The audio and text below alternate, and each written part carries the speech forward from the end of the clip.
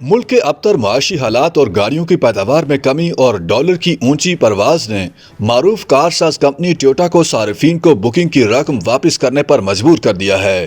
Toyota ने इस बात पर अफसोस का इजहार किया कि मौजूदा माशी हालात ने उसके लिए पैदावार जारी रखना मुश्किल बना दिया है।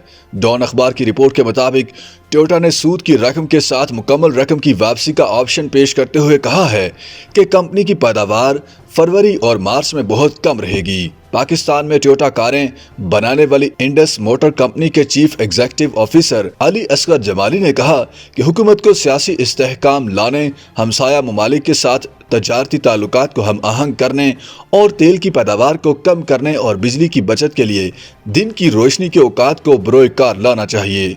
इस्लामाबाद में मीडिया से गुफ्तगू करते हुए उन्होंने कहा कि मुकम्मल तौर पर नॉकडाउन CKD किट्स पर दरामदी पाबंदियां ऑटो इंडस्ट्री के लिए तबाहकुन साबित हुई हैं। हम फिलहाल अपनी सलाहियत के 40 से 45% पर काम करने पर मजबूर हैं।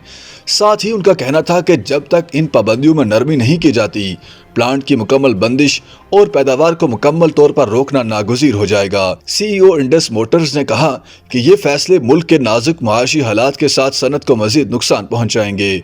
उन्होंने मजीद कहा कि रुपए की कदर में मुसलसल कमी पैदावारी लागत को बढ़ा देगी, जिसके नतीजे में आने वाली सहमाइयों में कम हुजम, तलब और रसद के मसाइल और कम मार्जिन की वजह से मैन्युफैक्चरर्स की निचली लाइन को महदूद कर देगा।